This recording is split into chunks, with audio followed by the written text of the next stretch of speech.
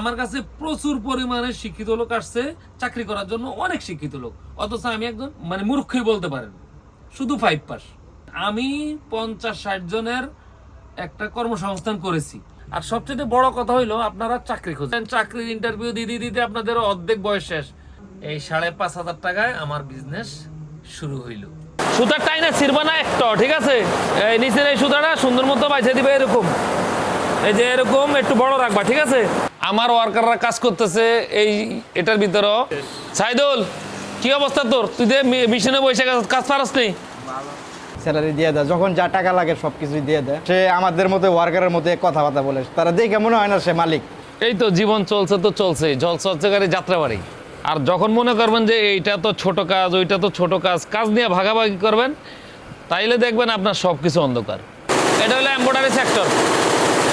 মানে কর্মজীবনটা কিভাবে শুরু হয়েছিল, এই যে বাড়ি গাড়ি, মানে আমি জানতে চাই আপনার আসলে এই গড়ে ওঠার পেছনে কি রহস্য, মানে কিভাবে আপনি এত দূরে পৌঁছালেন? অ্যাকচুয়ালি আমার শুরুটা হলো একটা ফাজিল মাদ্রাসা থেকে, মানে চতুর্থ শ্রেণীর কর্মকর্তা হিসেবে নিয়োগ পাই, সম্ভবত 2003 সাল। তো চাকরি অবস্থায় আমার মনে হইলো যে চাকরিটা খুব সম্মানজনক না, চাকরিটা একটু আমার কাছে ভালো লাগে নাই, অসম্মানজনক।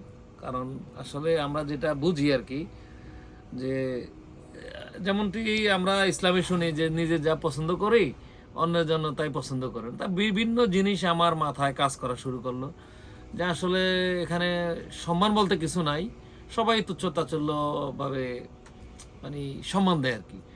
তো যাই হোক, ওখান থেকে মনে করলাম যে না, চাকরিটা করা যাবে না, আমার অন্য কিছু করা লাগবে যেখানে আমি সম্মান পাবো এবং টাকাও পাবো। এখানে সম্মানও নাই, টাকাও নাই, অতএব কিছু একটা করা লাগবে, এটার বিকল্প। দেন শুরু করলাম, বাড়ির পাশেই দোকানপাট আছে, ওখানে একটা টেইলারিং দোকানে কাপড় বিক্রি করা শুরু করলাম। এই সরকারি চাকরি করে যারা মাদ্রাসা বা স্কুলে, তারা অনেক সুযোগ পায়, মূলত শুক্র শনি বন্ধ, বৃহস্পতিবারে হাফ, মানে নানান ধরনের বন্ধ পাওয়া যায়, সময় অনেক সময় আছে যদি আপনি কাজে লাগান। বাট আমি শুরু করলাম কাপড় বিক্রি করা এক টেইলারিং দোকানে।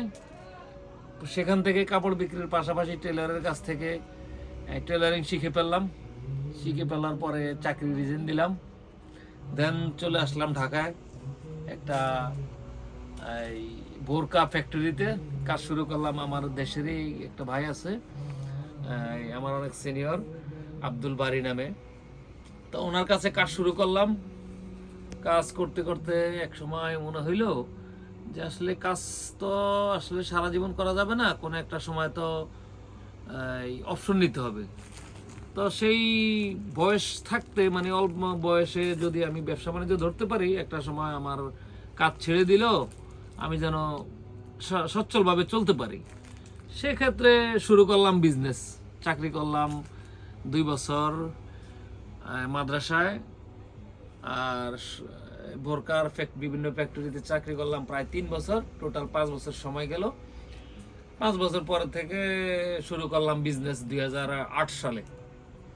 2008 সাল থেকে এখন পর্যন্ত আজকার এই অবস্থানে। একটা মেশিন দিয়ে শুরু করলাম ঘরের ভিতরেই, নিজেদের একদম বাড়িতে। একটা মেশিন কিনলাম নিজের টাকায়, সেলাই মেশিন, আর একটা মেশিন কিনলাম ধার করা টাকায়। টোটাল শুনলে হাস্যকর মনে হবে আমার বর্তমান অবস্থা বিবেচনায়। সেখানে আমি শুরু করছিলাম আমার নিজের টাকা 3500 টাকা দিয়ে একটা মেশিন কিনলাম, আর একটা মেশিন কিনলাম 2000 টাকায় ধার করা টাকায়। এই 5,500 টাকায় আমার বিজনেস শুরু হইল। তো আল্লাহর রহমতে এখন অনেকগুলি লোক কাজ করে, অনেকগুলি মেশিন চলে, এমব্রয়ডারি কম্পিউটার মেশিন আছে, সুইং মেশিন আছে, অল ওভার প্রায় 20-30টা মেশিনে কাজ চলে, 25টা মেশিনে কাজ চলে। তো মোটামুটি 40-50 জন লোকের একটা কর্মস্থান তৈরি করলাম।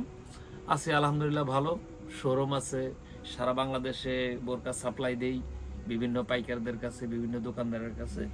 আলহামদুলিল্লাহ অনেক ভালো আছি। আমার মতো একটা লোক, আমি লেখাপড়া জানি নাই, খুব বেশি একটা লেখাপড়া করার সুযোগ পাই নাই, বাবার অবাবার সংসারে 5 ভাইয়ের। তো যাই হোক, আপনারা আমার জীবনের হিস্ট্রি যদি বলি তাহলে 2 দিনও শেষ হবে না, বাট সংক্ষেপে বললাম আজকার অবস্থান। 50-60 জনের একটা কর্মস্থান তৈরি করেছি।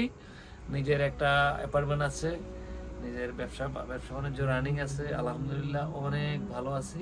তো এই 18 বছরের জীবনে আমি যা করেছি, আমার 4টা ছেলে মেয়ে আছে, সন্তান আছে, পরিবার ফ্যামিলি আছে, সবাই আছে আলহামদুলিল্লাহ। ওয়্যার হাউস তো আপনাদের সামনেই, ওয়্যার হাউসে বসে গল্প করতেছি। আরো 2টা কারখানা আছে, দেখাবো আপনাদেরকে সামনে। বাহিরও 2-3টা কারখানা থেকে কাজ করাই, মোটামুটি অনেক লোকের কর্মস্থল। এখন যমুনা ফিউচার পার্কে 2টা দোকান আছে, নিজের অ্যাপার্টমেন্ট আছে, আলহামদুলিল্লাহ বেশ ভালো কাটতেছে। আর যারা উদ্যোক্তা হতে চান, আমি আপনাদেরকে শুধু একটা কথাই বলবো, চাকরির পিছনে আপনার না দৌড়ি, আপনার মেধাটাকে কাজে লাগান, আপনার চিন্তা ভাবনা টার্গেটটা ঠিক রাখেন, আপনি সফলতা পাবেনই, কোনো সন্দেহ নাই। আপনি যদি কর্ম করে যান, আপনার লক্ষ্যে স্থির থাকেন, আপনার স্বপ্ন পূরণ হবেই, এটা খুব কাছে। আর সবচেয়ে বড় কথা হইলো, আপনারা চাকরি খোঁজেন, এই যে সিবি ড্রপ করেন, চাকরির ইন্টারভিউ দিতে আপনাদের অর্ধেক বয়স শেষ। হ্যাঁ, আমি বলবো আপনারা কাজ করেন, আপনার কাজে অটল থাকেন, আপনার লক্ষ্যে স্থির থাকেন, যে কোনো কিছু দিয়ে আপনি শুরু করেন। আর সেখানে আপনার ধৈর্য, সাহস, মনোবল, 3টা জিনিস খুবই গুরুত্বপূর্ণ। আর আপনাদেরকে বলবো, কোনো কিছু ছোট মনে করবেন না, কোনো কাজ ছোট মনে করবেন না। সব কাজেই একটা ইন্ডাস্ট্রি, সব কাজেই আপনাকে একটা বড় ইন্ডাস্ট্রিতে গড়ে নিবে, তৈরি করে নিবে।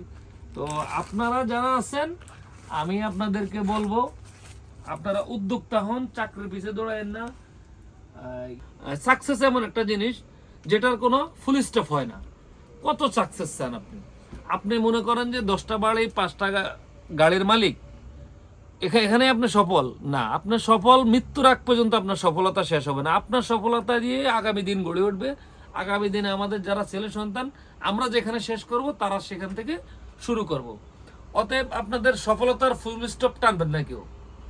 আমাকে দেখতেছেন, আমার বয়স 40 প্লাস। হ্যাঁ, আমি এখনো আমাদের স্টাফদের সাথে, তারা যতক্ষণ কাজ করে আমি 2 ঘন্টা কাজ বেশি করি ন্যূনতম। আমি মনে করি কেউ নিজেকে এত গর্বিত মনে করার কিছু নাই, সবাই আমরা কাজ করি। আমার দ্বারা যদি কেউ উপকার পায়, উপকৃত হয়, আমি মনে করি আমার কাছে ভালো লাগবে, আমার ভালো লাগা যায় একটা জায়গা তৈরি হবে। আমার যারা কর্মচারী আছে, আমি তাদেরকে কর্মচারী মনে করি না, আমিও তাদেরকে মালিকের মতোই মনে করি। আর যদি কর্মচারীর কথা কর্মচারীর মতো মনে করি, সেক্ষেত্রে আমিও একজন কর্মচারী, আমি হইলাম কর্মচারীর কর্মচারী। অতএব কেউ এত গর্বিত হওয়ার কিছু নাই মালিক হওয়ার পরে। মালিক হইলো একজন, তিনি হইলেন উপরওয়ালা, যাকে আমরা বলি আল্লাহ, খ্রিস্টানরা বলে, হিন্দুরা বলে ভগবান, বিভিন্ন নামে তাকে ডাকে। অতএব মালিক একজনই, আমরা এলাম কর্মচারীর কর্মচারী, একজন আরেকজনের কাজ করতেছি।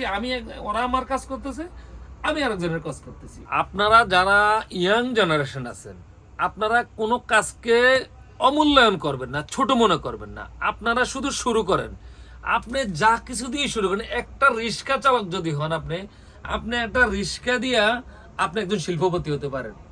এটার ফর্মুলাটা কি? আপনি একটা রিক্সা কিনেন, নিজে চালান, আর একটা রিক্সা কিনেন, ভাড়া দেন, আর একটা রিক্সা কিনেন, ভাড়া দেন।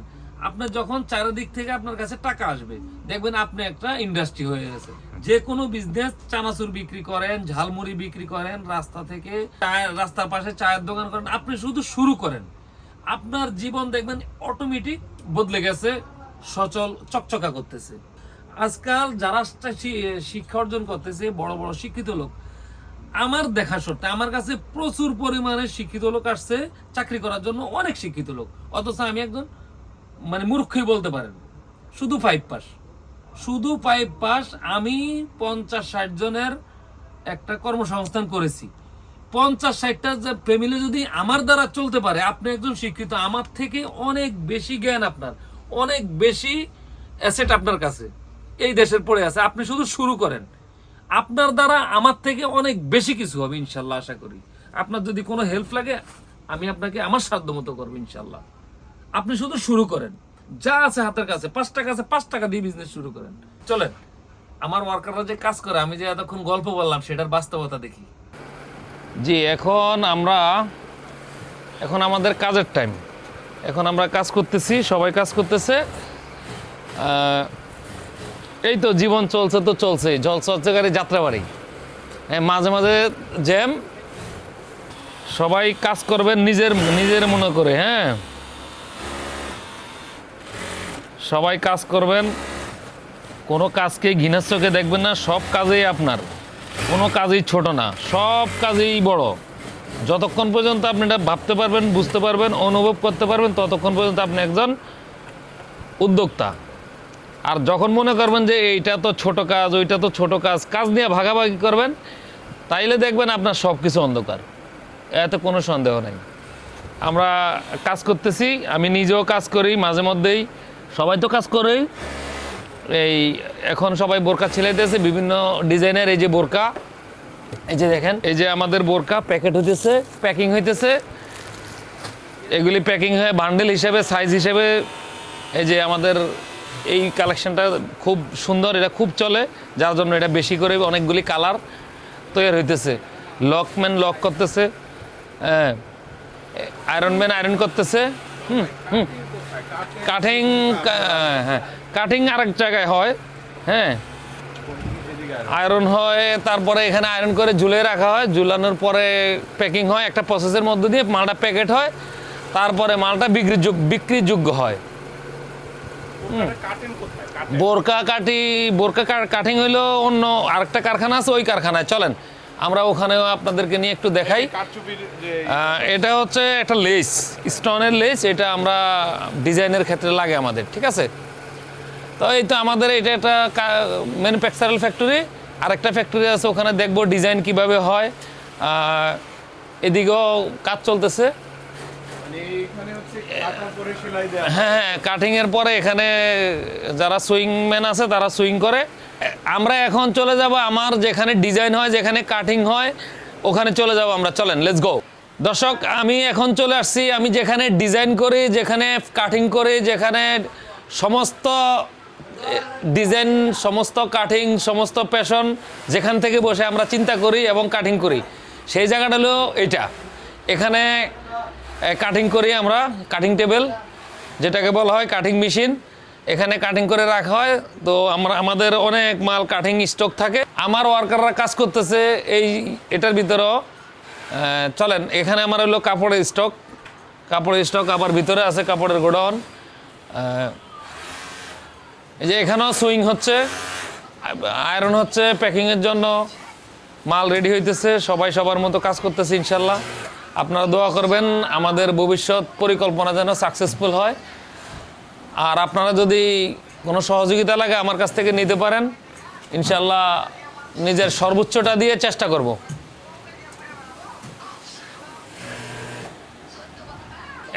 এই উনি কিউসি করতেছে, প্রোডাক্ট ফ্রেশ করতেছে, মাল কিউসিং করতে, হ্যাঁ, কিউসিং করতেছে, আর হচ্ছে মাল প্যাকেটের জন্য রেডি হইতেছে, আয়রন চলতেছে আর কি।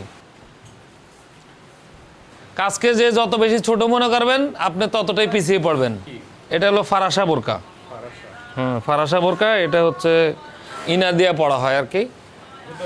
হ্যাঁ, হ্যাঁ, উপরে ইনার থাকে। এই যে আমি একটা পড়ে দেখাই আপনাদেরকে, তাহলে আপনারা বুঝবেন। এই যে এটা ভিতরে ইনার দিয়ে পড়লে, এই যে ঠিক আছে, এই যে এখানে বাস। হ্যাভি নাইস তো না, তাই তো? চলেন এবার আমরা একটু এমব্রয়ডারি সেক্টরে যাই। এই তো কাপড়ও কাজ চলতেছে, চলেন। এই যে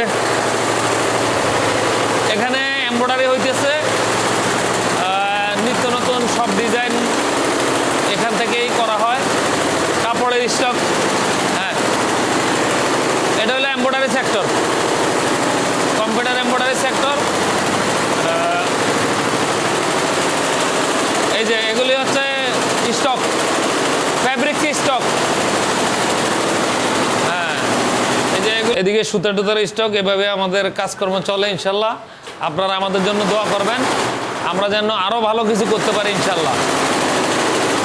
আরও আছে, আরও দেখাচ্ছি, আসেন।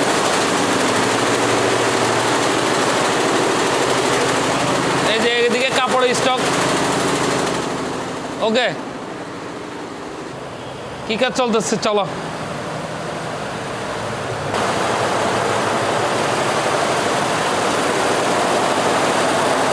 এটা উড়া, এটা বন্ধ বন্ধ হয় না? আচ্ছা,